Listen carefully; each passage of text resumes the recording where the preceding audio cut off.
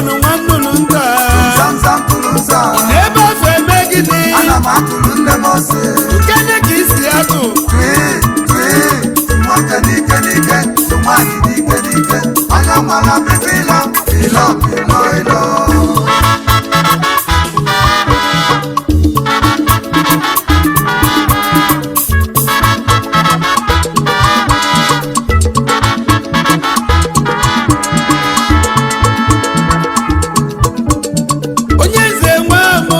ebube egwu ndị Igbo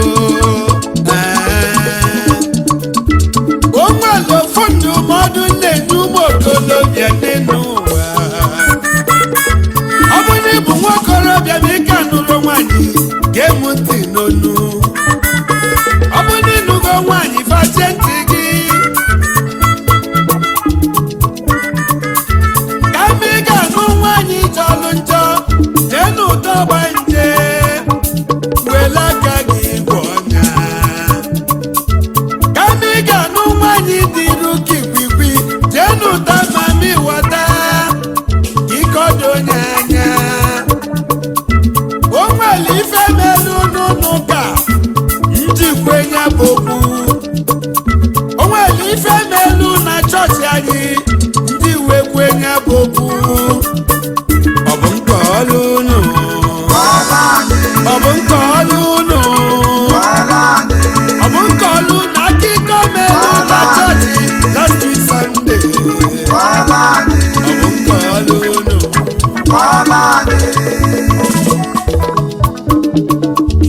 ọkụ anụ last week Sunday ka anyị nọ n'ụlọ ụka obere nwa wee bebe akwa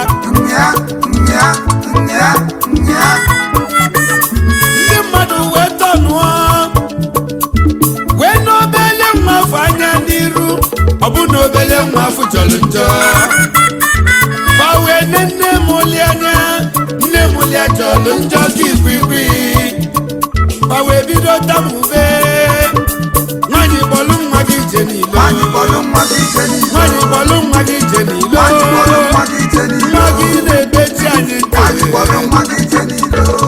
nwaanyị wee were iwe n'ọnụma wee kpọlụ nwa ya wee jee n'ilo n'oterosi aka obele nwa ọzọ wee bebe akwa ndị mmadụ wee were iwe wee tọnụọ ka akụsu obele nwa afọ ma wee nenye bụ nwanye n'iru ọ bụ na obele nwa afọ malụ mma ma wee nne mụli anya n'iru nne mụli malụ mma ka mama ịghọta ma wee bido gụgụ bi ya kwa obele nwa ndo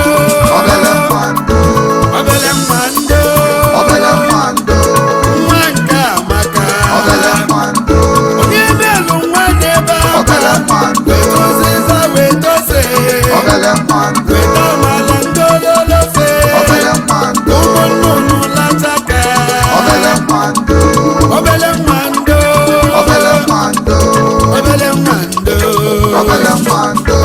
ọkwa na ofu ọkwa nke jọlụ njọ belụ ka nke malụ mma belụ mana chukwu ụlọ nke jọlụ ndị ilo bụgoze nke malụ mma gwa n'aka ndị wesi ọnụ eji gbọ pasị ka eji agbọfe elu mana ịchọba ịnụ nwaanyị malụ mma ịchọkwa nke nwere ezi omume maka ife eji anụ nwaanyị ezi omume ajọ nwaanyị na-egbu nwoke ya ka nwoke ji ebu ụzọ anwụ ajọ nwoke na-egbukwu nwaanyị ezi omume maka nwannụnụ nta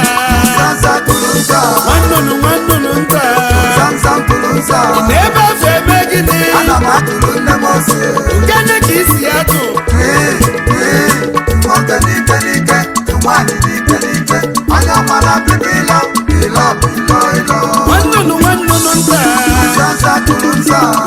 nwannụnụ nta n'ebe afọ eme gịnị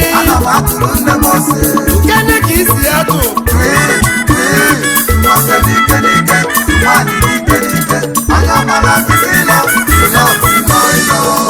nwannụnụ nta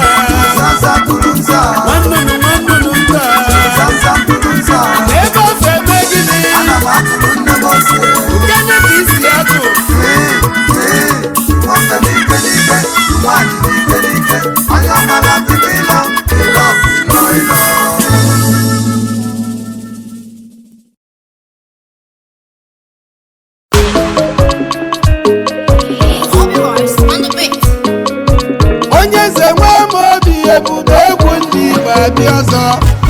If you want to bustle tomorrow, You must hustle today.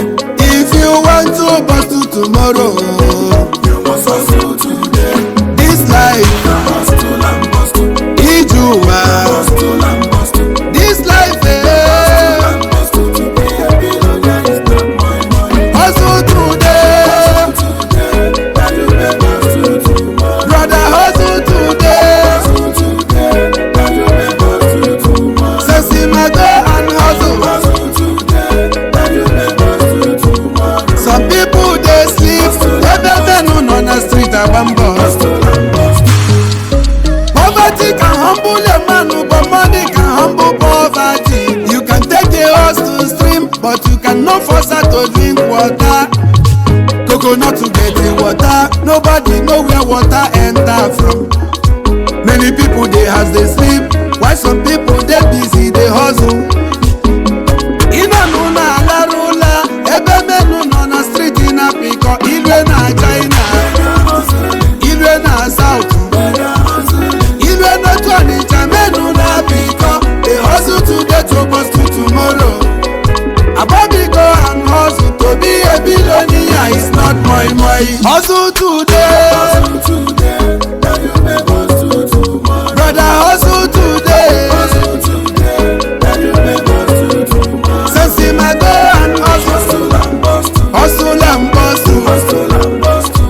You hustle today And bustle. to bustle tomorrow. Hustle and bustle.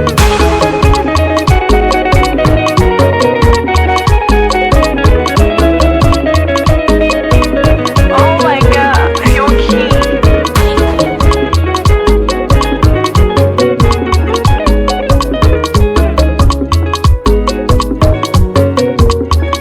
Cheers to those people wey love me when I dey hustle.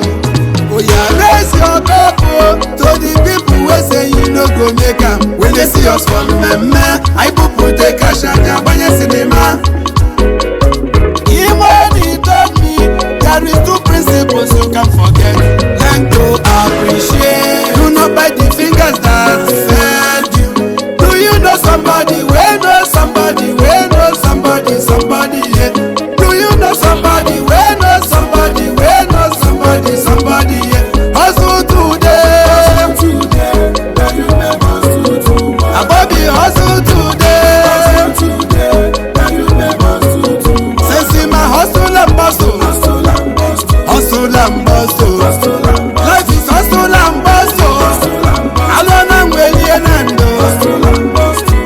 alwana ngu Hustle and bustle. elie nando. Hustle and bustle. Obi yebu, Hustle and bustle. Obi kubana. Hustle and bustle. Benjamin Ona, King Diamond Beach Resort. Hustle and bustle. Osina cheap and taker, And bustle. Ikenga no beru. Hustle and bustle. Akwezo onyeko, And bustle. splendid furniture. Hustle and bustle. Obi LJ, Hustle and bustle. LJ Grand Resort. Hustle and bustle. You hustle today, Bimalaga, hustle tomorrow. Hustle and bustle. Royce Mix.